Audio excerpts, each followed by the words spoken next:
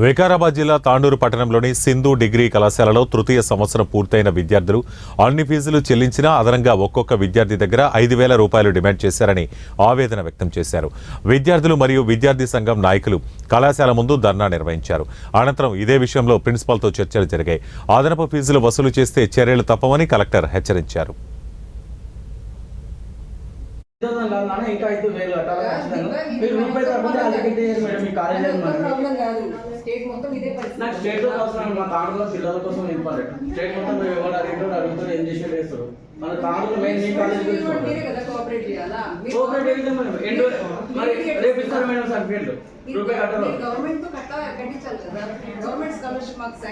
మాకు ధర్నా చేసినప్పుడు బంద్ పిలిపారు కదా మేడం. బంద్కి మీరు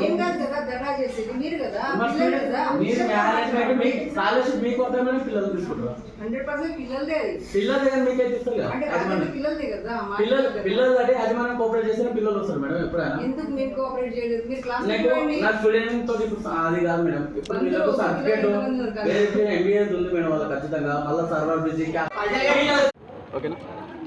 ఈరోజు తాండూరు పట్టణంలోని ఉన్నటువంటి సింధు డిగ్రీ కాలేజ్లో ఆల్రెడీ డిగ్రీ కంప్లీట్ అయ్యి విద్యార్థులు ఎటువంటి ఫీజు బకాయిలు లేని వాటి విద్యార్థులను ఈరోజు పాస్ అయిన విద్యార్థులు టీసీలకు కానీ సర్టిఫికేట్లకు కానీ అడగడానికి వెళ్తే ఎక్స్ట్రా 5,000 అడుగుతారని ఆ విషయం తెలుసుకున్న యూఎస్ఎఫ్ఐ విద్యార్థి సంఘంగా ఈరోజు సబ్ కలెక్టర్ గారికి వినతి పత్రం ఇవ్వడం జరిగింది.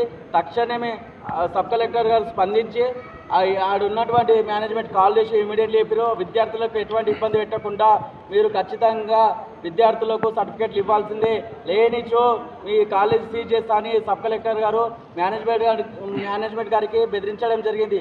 అదేవిధంగా విద్యార్థుల దగ్గర ఎక్స్ట్రా ఫీజు ఎందుకు అడుగుతారని విద్యాసంఘం మేము అడిగితే వాళ్ళ మేనేజ్మెంట్ జీతాలు వేయలేక లాస్లో ఉన్నామని చెప్తారు.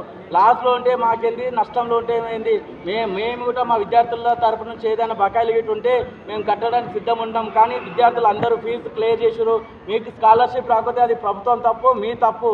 ఎందుకంటే విద్యార్థుల పైన భారాలు వేసి మీరు అనవసరంగా విద్యార్థుల